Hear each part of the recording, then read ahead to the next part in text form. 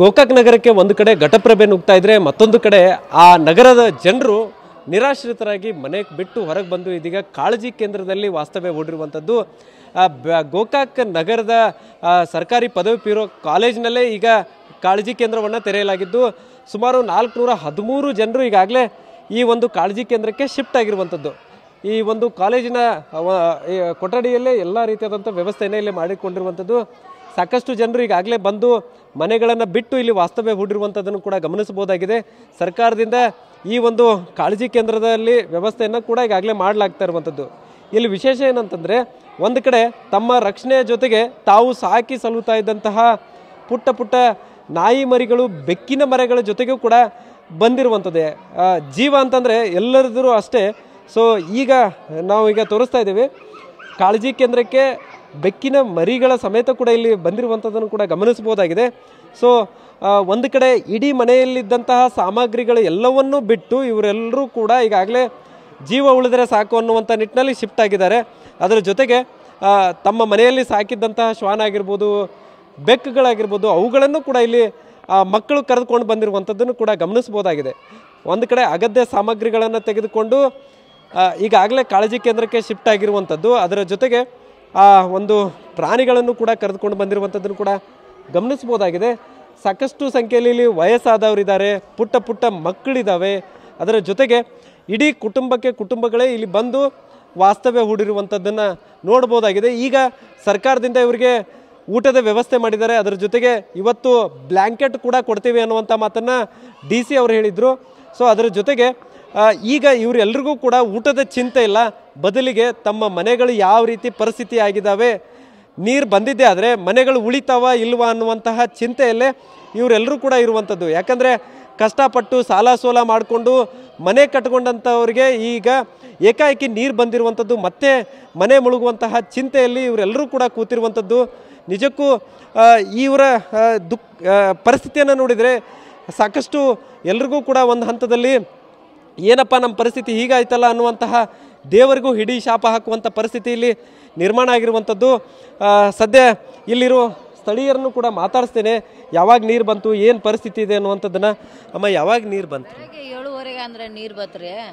Full ಬಂತಕ್ಕೋ full ಬರೋಣ ನಾವೆಲ್ಲ ಖಾಲಿ ಮಾಡಿ ಹೊರಗೆ ಬಂದುಬಿಟ್ಟು ರೀ. ಹಿಂಗಾಗಿ ಅಂಜಿಕೆ ಹುಟ್ಬಿಟ್ಟೈತ್ರಿ, ನಮ್ಗೇನು ಧೈರ್ಯ ಇಲ್ರಿ. ಪ್ರತಿ ಸಲನೂ 5 ವರ್ಷ ಆತ್ರಿ ಚಾಲೂನ ಐತ್ರಿ ಹೊಳಿ ಬರೋದು.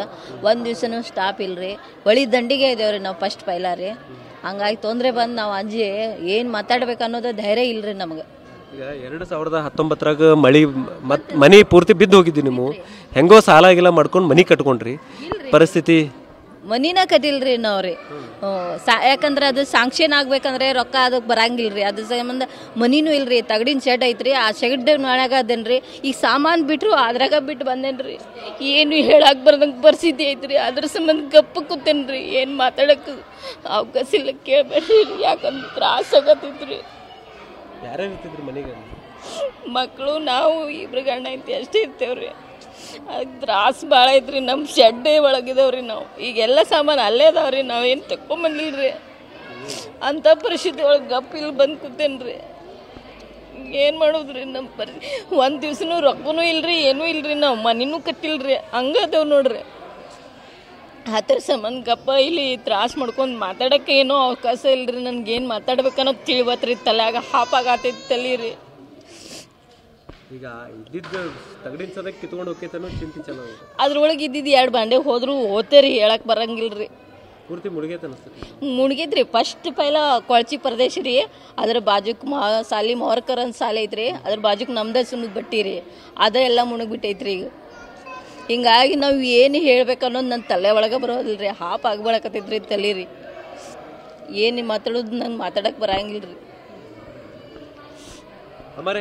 ನಿಮ್ಮ ಪರಿಸ್ಥಿತಿ? ನಮ್ಮದು ಮನೆ ಬಿದ್ದೈತ್ರಿ. ಎಲ್ಲ ರೊಕ್ಕ ಕಟ್ಟಾಕ ಜಾಗ ತೊಗೊಂಡ್ರಿಗೆ ಕಟ್ಟಾಕ ರೊಕ್ಕ ಇಲ್ರಿ. ಏನು ಈಗ ಬಾಡಿಗೆ ಮನೆ ಅದು ರೀ. ಬಾಡಿಗೆ ಮನೆಗೆ ಎಲ್ಲ ಬಾಂಡೆ ಬಿಟ್ಕೊಟ್ಟು ಬಂದಿವ್ರಿ. ನಾವು ಏನೂ ತಂದಿಲ್ಲ. ಧರ್ಮಸ್ಥಳ ಸಂಘ್ನವ್ರು ಒಂದು 2 ಗಂಟೆ ಕಟ್ ಕಳ್ಸ್ಯಾರ. ಅವನು ಅಲ್ಲೇ ಎಷ್ಟು ಉಳ್ಕಾದೆಲ್ಲ ಅಲ್ಲೇ ಇಟ್ಟು ಬಂದು ಎಲ್ಲ ಬಿಟ್ಟು